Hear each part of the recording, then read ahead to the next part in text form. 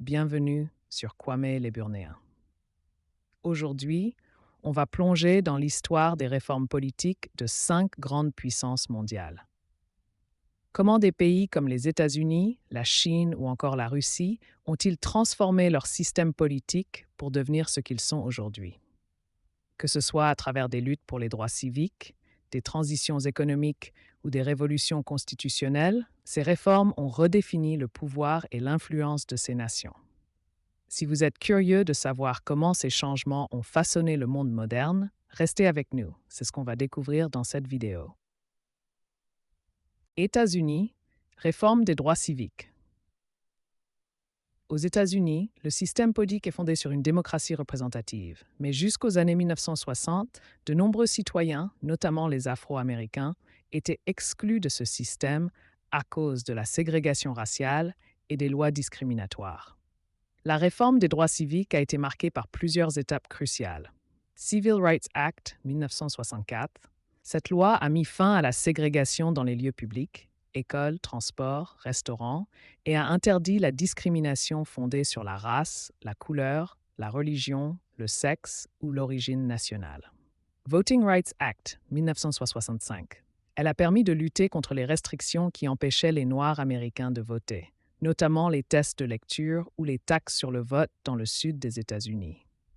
Ces réformes ont élargi la participation démocratique et montré comment un mouvement populaire peut conduire à des changements significatifs dans un système politique rigide. Cela reste une étape fondamentale dans l'histoire des réformes démocratiques dans le monde. 2. Chine. Réforme de Deng Xiaoping. La Chine a un système politique unique, avec un contrôle très centralisé du Parti communiste chinois. Mais après la mort de Mao Zedong en 1966, Deng Xiaoping a initié une série de réformes qui ont profondément transformé le pays. Réforme économique. Deng a introduit des éléments d'économie de marché tout en maintenant un régime politique autoritaire. Les terres agricoles ont été redistribuées, les entreprises d'État ont été réformées et des zones économiques spéciales ont été créées pour attirer les investissements étrangers. Un pays, deux systèmes. Ce principe a permis à Hong Kong de maintenir un système économique et politique différent de celui de la Chine après sa rétrocession par le Royaume-Uni en 1987, bien que ce modèle soit actuellement en crise.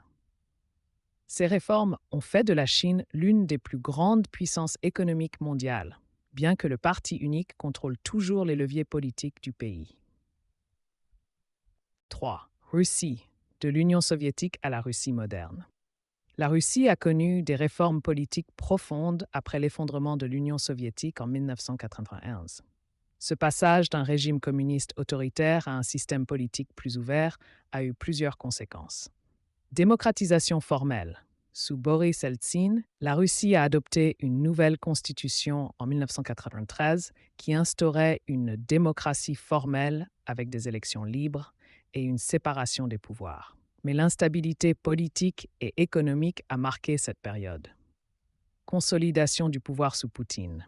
À partir de 2000, Vladimir Poutine a progressivement renforcé son contrôle sur les institutions politiques.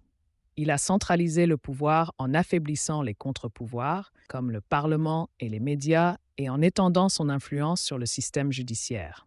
Les réformes ont aussi modifié la Constitution pour lui permettre de rester au pouvoir plus longtemps.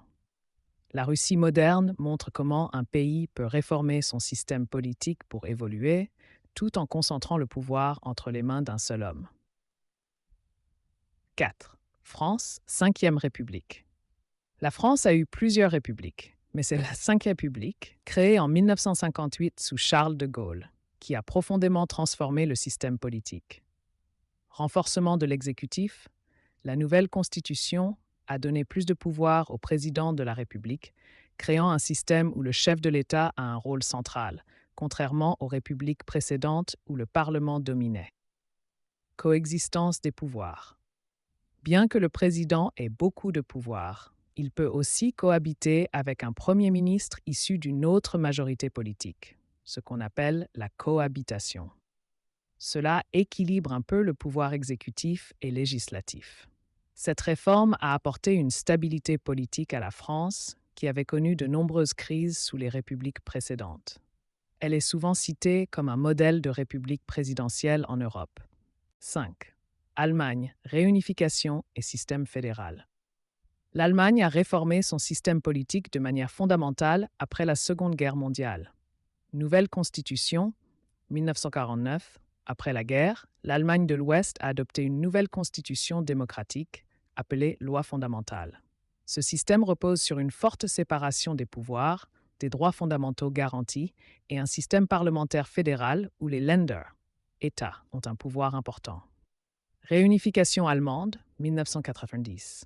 Avec la chute du mur de Berlin et la fin de la guerre froide, l'Allemagne de l'Est, communiste, et l'Allemagne de l'Ouest, démocratique, ont fusionné en 1990.